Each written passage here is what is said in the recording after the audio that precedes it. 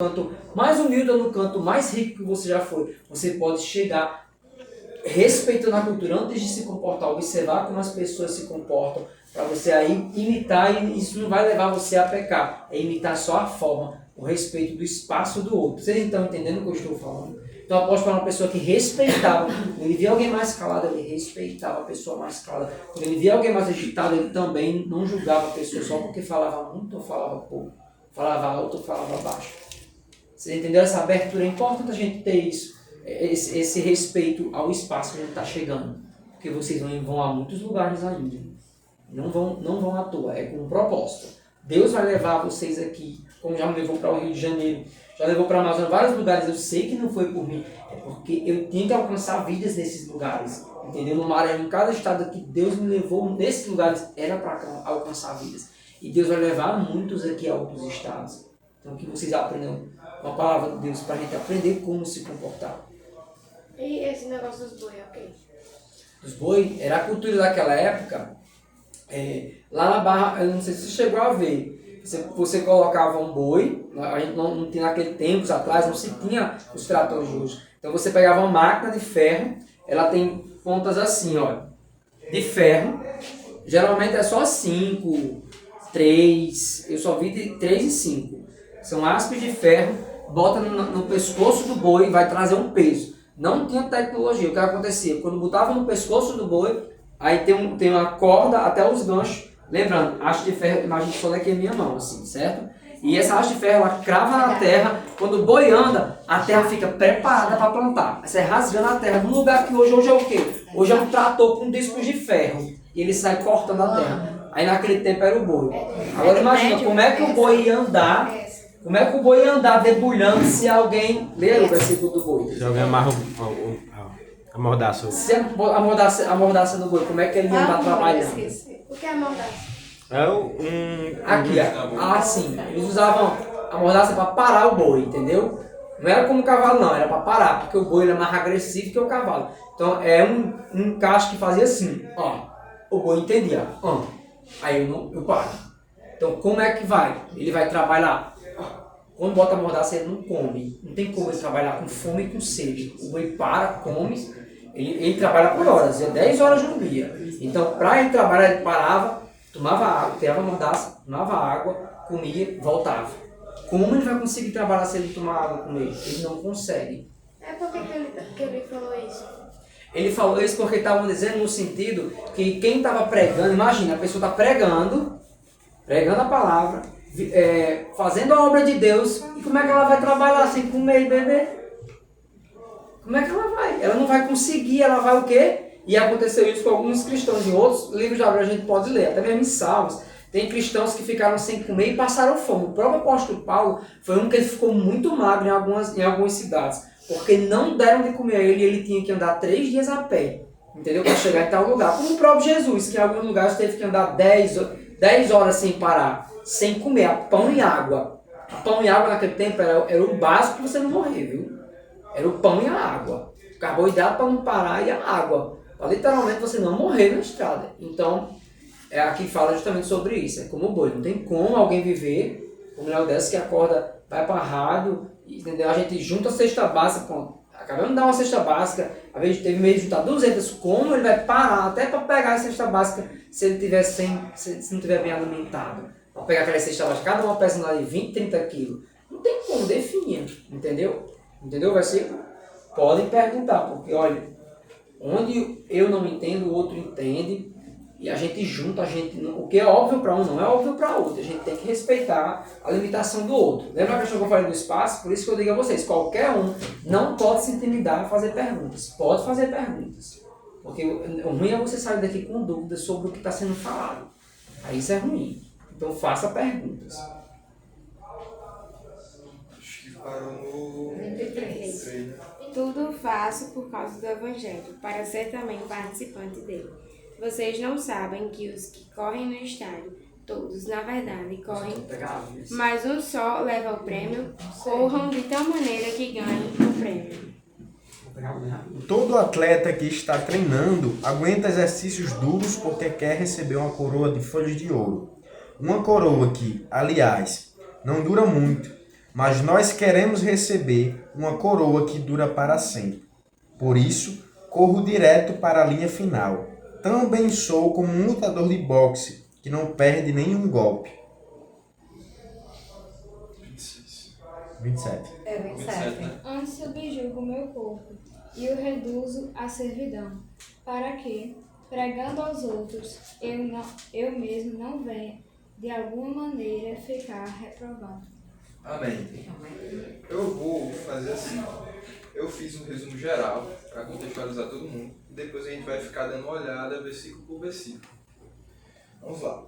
Ao analisarmos o texto 1 Coríntios 9, temos como tema central a questão sobre os direitos que Paulo deveria ter como pregador do Evangelho, como apóstolo também. Mas antes, não os era imposto em conta. Este capítulo pode ser dividido em duas partes. A primeira, que vai do verso 1 ao verso 14, nos é exposto a defesa de Paulo em relação aos seus direitos como apóstolo. Sendo assim, ele demonstra e comprova o seu apostolado em Cristo Jesus e sua participação na obra do Evangelho, mostrando também, a partir da lei, o seu direito de receber sustento dos irmãos. Na segunda parte deste capítulo, verso 15 até o 27, Paulo demonstra que não necessitou destes direitos. Vocês encontram isso no verso 15. E nem realizou a sua defesa para que assim ocorresse. Ele utiliza desse fato de não receber sustento dos irmãos para mostrar que era um orgulho esta sua ação. Ele não se orgulhava de pregar o Evangelho, mas se sentia satisfeito por espalhar o Evangelho sem cobrar nada e sem exigir os direitos que ele tinha como pregador e apóstolo. Paulo realiza neste texto várias perguntas retóricas, o que explicam os pontos antes disso. Agora vamos versículo por versículo. Eu vou lendo aí os irmãos, aí eu vou explicando também. Verso 1. Não sou eu apóstolo, não sou livre, não vi eu Jesus Cristo, Senhor nosso, não sois vós a minha obra no Senhor. Paulo inicia de maneira persuasiva com questionamentos retóricos em relação ao seu apostolado, que era uma característica de Paulo não reconhecida pelos irmãos em Corinto. É necessário, como apóstolo, ter visto e testemunhado a Jesus e seus ensinamentos. O que ocorre com Paulo ao ver o seu testemunho, Atos 9, verso 1, 18 ao 18.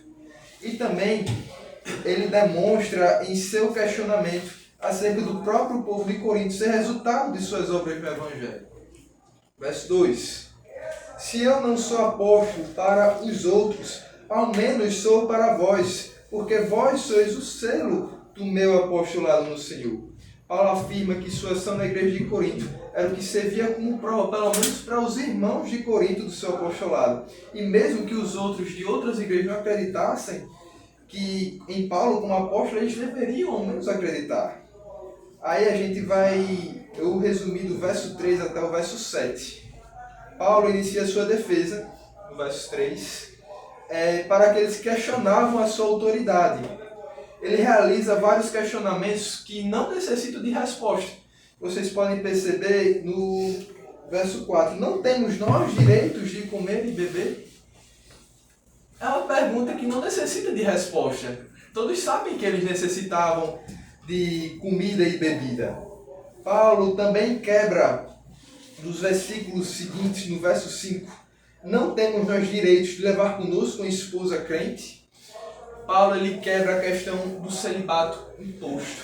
Olha, só uma pausa para não esquecer. Você viu como foi interessante o que ele falou? Caso do que eu estava falando a respeito das limitações de cada um, a pergunta não necessitava de para quem tinha um entendimento, mas quem está acusando, sempre quem acusa não tem um entendimento. O acusador, dentro da igreja, ele ainda não conhece o que ele está acusando, por isso ele está acusando o apóstolo Paulo. Você entende? A questão do respeito ao próprio apóstolo Paulo, ele respeitava, e por isso ele vai dar a resposta. Porque as pessoas não entendiam, ainda estavam... Ele vai ver até depois, como a gente deu no passado. O pessoal ainda estava tomando leite. Então, para que eles estavam tomando leite, ele tem que ter mais calma.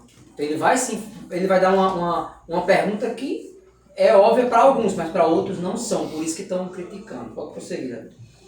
Paulo também quebra a imposição do celibato aos apóstolos, pois antes foi dito que o celibato é dom de Deus. Não é algo que eu posso dizer, não, o pastor ele não deve casar. Mas o pastor... Sabe o que é celibato, vocês? Direito de casar. Sabe o que é celibato? Sabe o que é celibato? Ai, não sei muito não. Isso, vamos dizer o que é celibato. Celibato é uma pessoa que nasce, que é uma dúvida de muitas pessoas. Nasce, ele não tem vontade de fazer sexo, não tem vontade de namorar, ele não tem vontade. Ele nasceu, é um dom dado por Deus. Ele nasceu para não casar. Entendeu?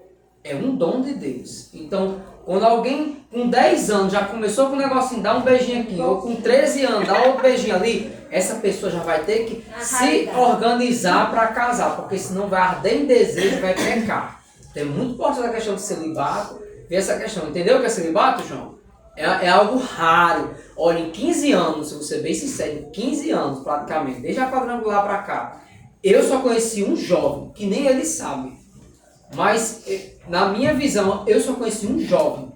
Em tantas fichas, em tantos assim, aconselhamentos, um jovem, que ele nem está na igreja, mas para mim eu só conheci um jovem assim, tanto tempo. E é algo que eu conversei só com ele, entendeu? E nem ele sabe, é uma ficha única, que eu nunca esqueci, porque para mim ele nasceu com celibato. Você entende isso?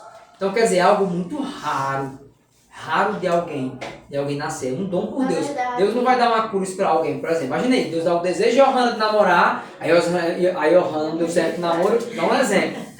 Aí Deus dá um desejo para alguém para namorar, não, porque é uma coisa muito boa para jovens, então é bom eu falar.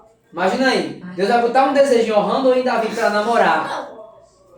Aí não deu certo, aí Ohana ou Davi pensa assim, ai, deve ser comida para mim, namoro não. Entenda, se você já tem um desejo, namorou, beijou na boca, isso é para você mesmo, porque esse não deu certo. Então Deus não vai dar cruz, imagina, Deus não vai dar um celibato para alguém, vai arder em desejo. Por isso que a Bíblia diz, se arder em desejo é melhor que você casa, ele próprio vai estar falando depois. Você vai ficar ardendo em desejo, vai para masturbação, vai ficar pensando, se eu pudesse namorar, se eu pudesse beijar, você já é uma pessoa para casar. Quem nasce com celibato nem pensa nisso. É uma pessoa apática. Na parte dos hormônios, ela é apática. Eu conheço freira da minha família e é apática mesmo, viu? A irmã Leodécia é uma freira. Você conhece uma pessoa apática. Você nunca namorou aquela pessoa que... A irmã Leodécia, você conhece a freira? Pronto. Posso dizer só uma coisa? Muito interessante, é um ponto importante. Não é uma crítica à igreja, mas é uma realidade. A igreja católica pegou essa frase de Paulo e tirou do contexto real. É por isso que eu frisei bastante para vocês. Ou seja, os padres é um exemplo de celibato, entre aspas, mas a gente sabe que é histórico. E não é bíblico, tá certo? E não é bíblico, e é histórico que quem não nasce verdadeiramente tem um monte de coisas que acontecem, infelizmente, errado. Pedofilia e além que a gente, né, sabe. Inclusive, as freiras também, ou seja, eles pegaram fora do real contexto da Bíblia.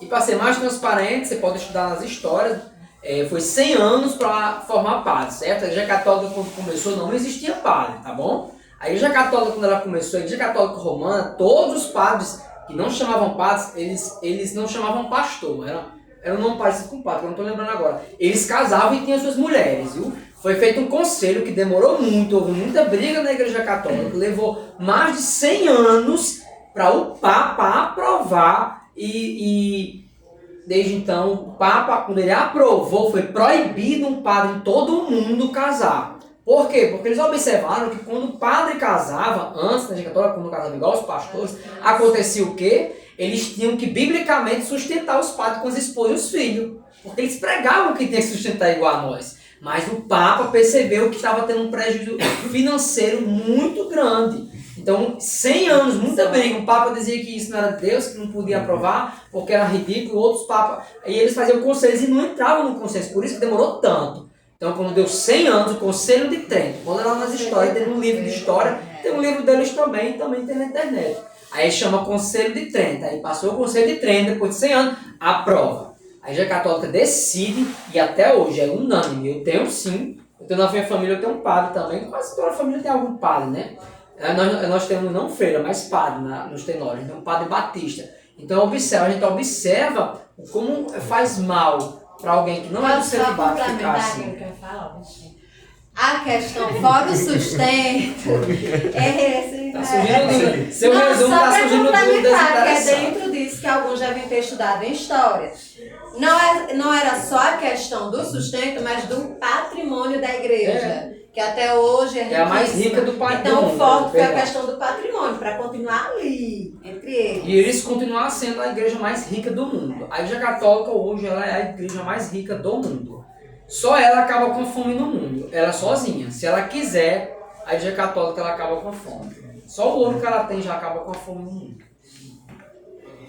Pode.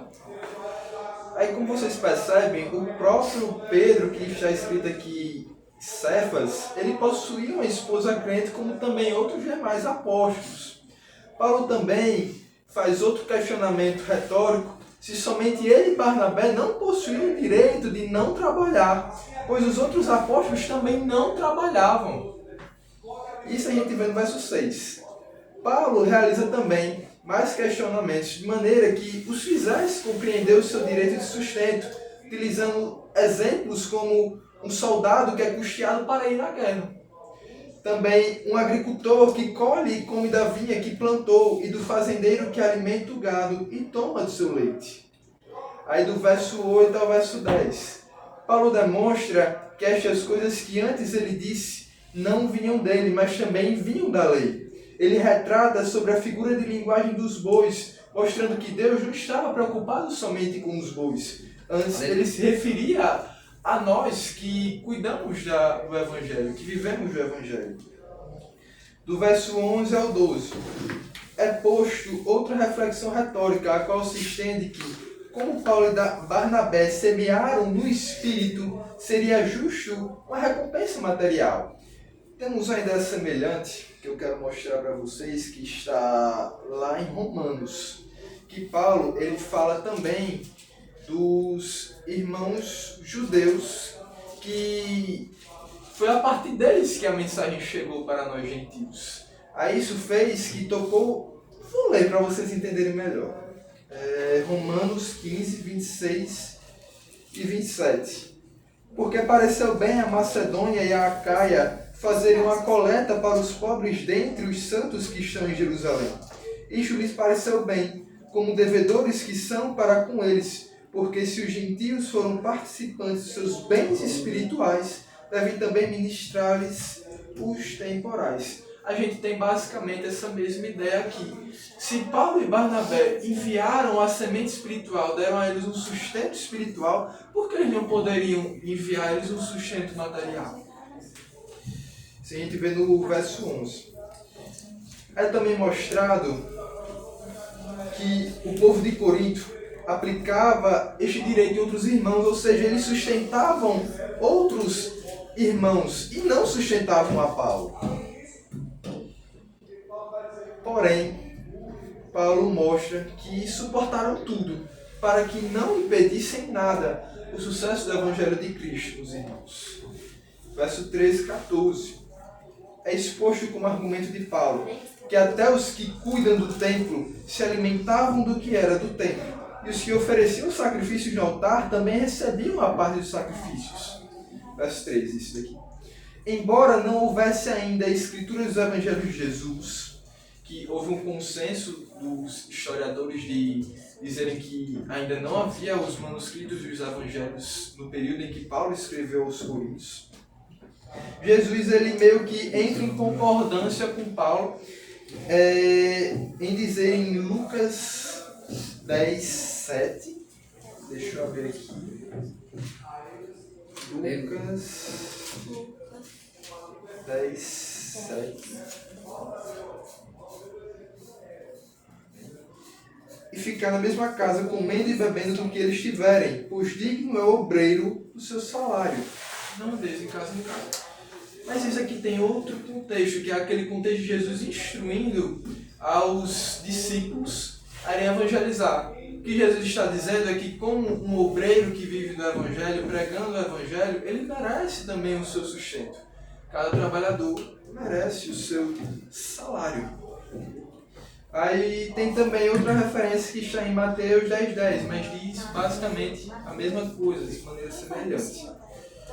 Agora do verso 15 ao 17. Já chegamos na outra parte, que é onde Paulo ele mostra a sua renúncia, mostra que ele não aplicava esses direitos a ele mesmo. Paulo mostra que não usufruiu de seus direitos e que não escreveu o dito anteriormente para que assim ocorresse. Ele não fez toda essa defesa para que eles fizessem e sustentassem ele.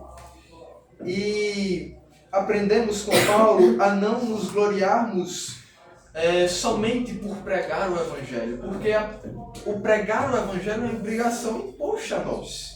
Ai de nós se não pregássemos o Evangelho, podendo assim o Evangelho ser pregado de boa ou de má vontade. Que a gente percebe isso no verso 17. Que quando a gente prega de má vontade, a gente só faz isso como se fosse obrigação. A gente só está cumprindo um papel, a ordem, entende? Mas quando fazemos de livre e espontânea vontade, nós também temos direito a uma recompensa, a galardão. E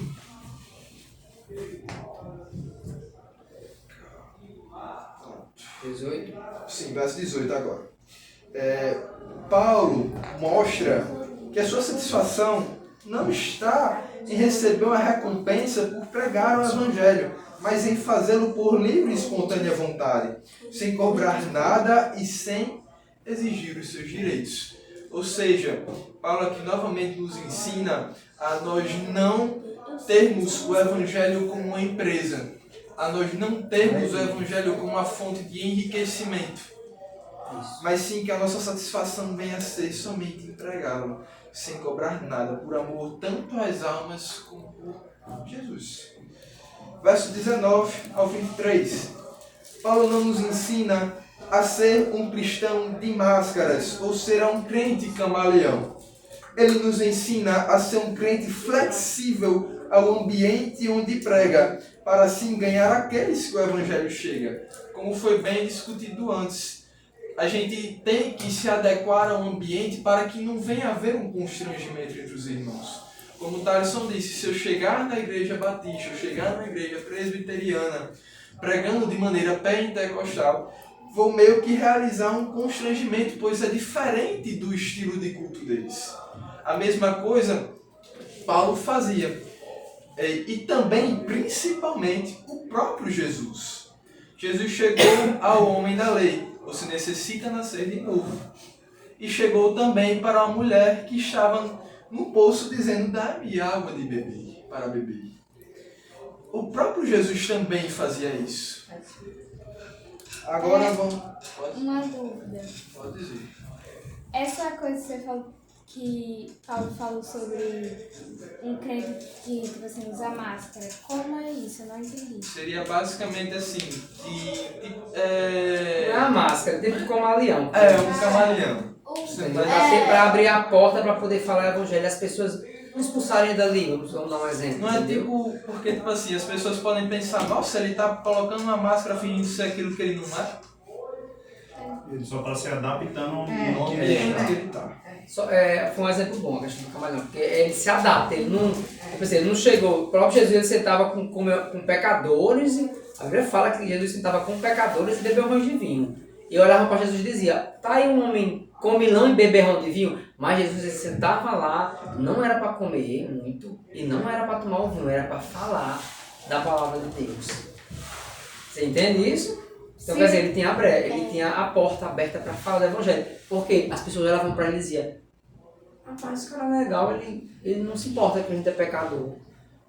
Ele senta com a gente, ele conversa, mas ele não faz o que a gente está fazendo. Ele se Ele respeita. infiltrava, com a Isso. linguagem que se usa hoje. Ele se infiltrava, ele não se Temos misturava. 5 minutos para concluir. Vale. Agora eu vou concluir no verso 24 ao verso 27. A cidade de Corinto era um importante centro esportivo. Logo, Paulo realiza esta comparação para mostrar-nos o nosso objetivo. Vamos reler aqui o verso 24. Não sabeis vós que os que correm no estádio, todos na verdade correm, mas um só leva o prêmio? Correi de tal maneira que o alcanceis. Vamos lá. Que diferente de uma coroa corruptível, a gente corre por uma coroa incorruptível. Ou seja, que o nosso esforço venha a ser maior. Pois não corremos por algo terreno, não nos esforçamos por algo que passará. Devemos entender que a nossa corrida não é como algo incerto, Se corremos, que não venha a ser com incertezas, mas com a certeza em quem nós cremos. Aprendemos com Paulo que, renunciando os desejos da carne, construindo o autocontrole e o domínio próprio, fazemos isso para que, pregando o Evangelho, não venhamos a sermos reprovados. Amém. Glória a Deus, interessante, né? Fé e dúvida não andam junto, a gente tem que escolher. Ou eu duvido, ou eu tenho fé. Não dá para andar com os dois juntos. Aí você escolhe, peraí, mas a fé... Mas eu duvido disso. Não, uma coisa é o seu sentimento. Ter sentimento não é duvidar. Você tira uma melhor que braço. Pode tirar aí. Aí é cada um. Ei, Davi, fala aí de novo da coroa. Vai anotar, por favor? Vai dar tempo. Vai dar tempo, vai dar certo. Vamos lá. A gente não corre por uma coroa corruptível. A gente corre por uma incorruptível. Ou seja, que o nosso esforço venha a ser maior, pois não corremos por algo terreno. Não nos esforçamos por algo que passará. Devemos entender que a nossa corrida não é por algo incerto. Se corremos, que não venha a ser com incertezas, mas com a certeza em quem nós cremos. Aprendemos com Paulo que, renunciando os nossos desejos da carne, construindo o autocontrole, o domínio próprio, fazemos isso para que, pregando o Evangelho, não venhamos a ficarmos reprovados. Muito valioso, né? Quando a gente vê essa questão, o valor. Pegou, Yasmin? Tá até anotando, pegou. É muito valioso. A gente para assim, por que ele diz assim, não perca a alegria da tua salvação? Eu não consigo ver, como não dá mais tempo, tudo que eu preparei vai ficar para outra aula, tá certo? Vai ter agora uns 15 minutos, aí vai reduzir um pouco. A gente já está preparado para dar uma aula. Quando eu faltar agora, quem vai substituir vai ser você. Então, vou escalar você para dar uma aula um dia. Deus quiser. Mas aí ficou de eu trazer a questão da música. Então eu estudei toda a história da música na Terra, né? Como é que fala nos livros de história. Eu cresci muito em Deus porque eu fiquei muito surpreso com tudo que eu estudei. Então assim, como é importante, né? Como é importante assim. E eu vou dar um spoilerzinho, vai finalizar, escolhe o versículo, você bota no grupo, por favor, Yasmin. Mas é muito interessante que o que eu descobri é o que eu, ao longo dos anos, no início eu tinha preconceito. Tenho muito preconceito com ritmos como samba, como pagode. Eu pensava logo, não é de Deus. Porque no mundo prático é aquilo, então eu pensava que não era de Deus. E eu vou ser bem sério ao estudar a história, onde ela, nos primeiros históricos que se prova no mundo, vai ser todo ao redor de Israel.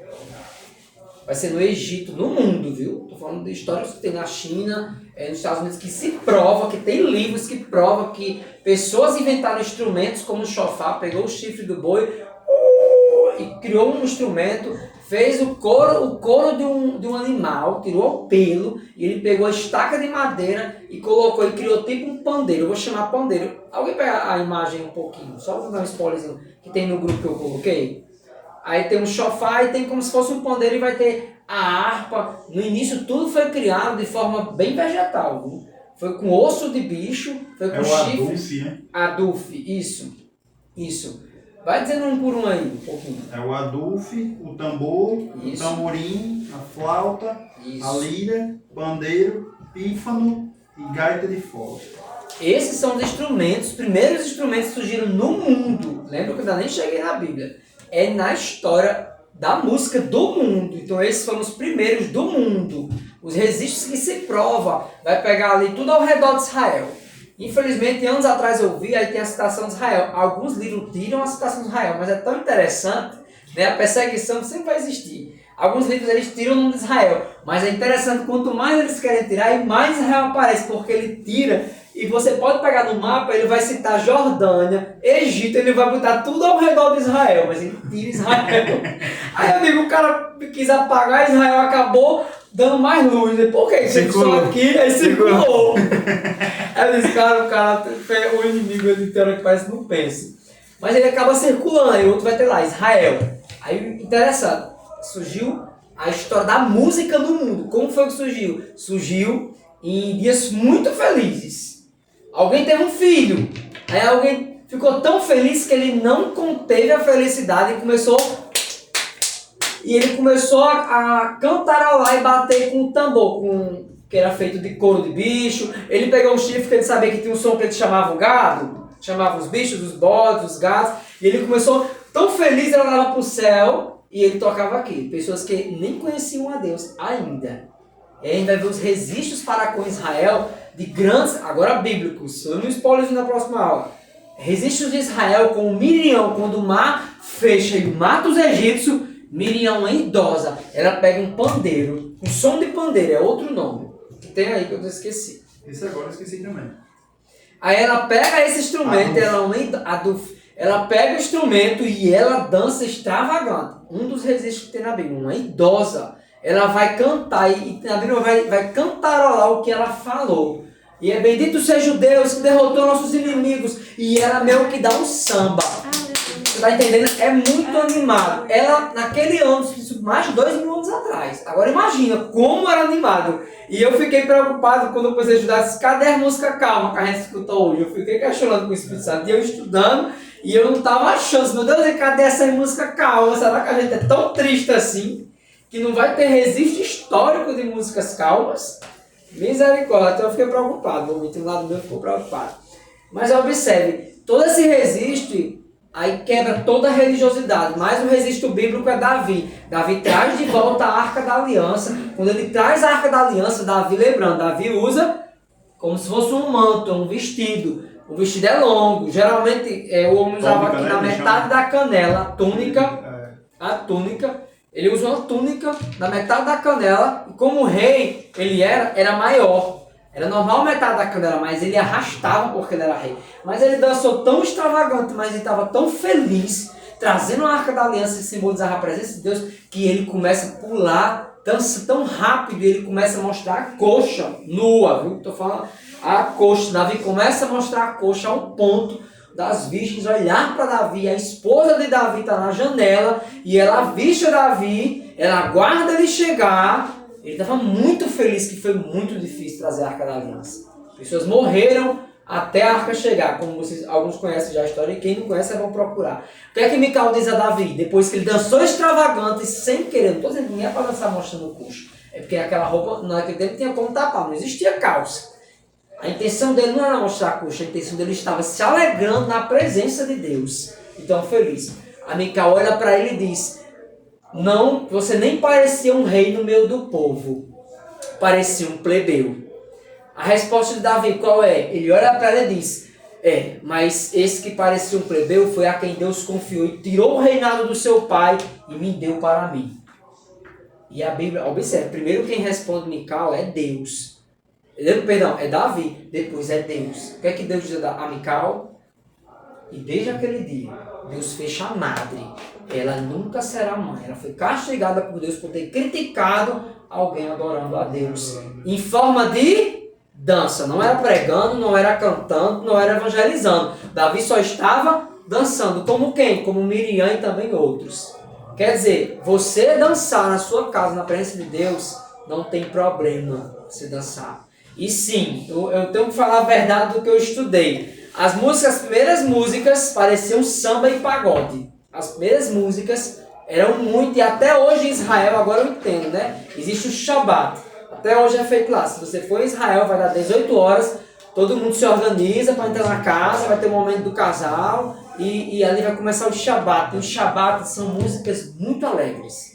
Tem músicas que parecem pagode, parecem samba, porque o povo é muito feliz. Porque Deus está lembrando as festas que Deus tirou ele do Egito. E cumpriu tantas maravilhas e o povo até hoje comemora. Então a gente deve sim se alegrar na presença de Deus com ritmos alegres. Qual foi a última vez que você pegou uma música que parece um samba? Bota aí, por favor, Gigante do Amor. Por favor, para tocar. Lá no... Eu vou remeter uma mulher que é muito criticada agora, mas eu vou pedir para vocês escutarem. Ela remeteu isso numa música e ela foi muito criticada. Lá no Descende, a Ana Paula Valadão estava lá, né? no que eu tava em Recife. E eles tocaram as músicas, né? E é uma música assim, muito animada. É muito animado, eu fiquei Lembra muito surpreso. eu não sei se vocês já assistiram, mas eu, É muito animado. eu era muito novinha quando passou, mas eu me lembro, passou acho que foi na Record. Os 10 Mandamentos, que foi a novela, Sim, sim. e passa Miriam cantando. Aí aquela. Canta cântico de Miriam. E ali é muito animado. É muito animado. Vai dar tempo. Vai dar tempo. E todas as danças. Aparece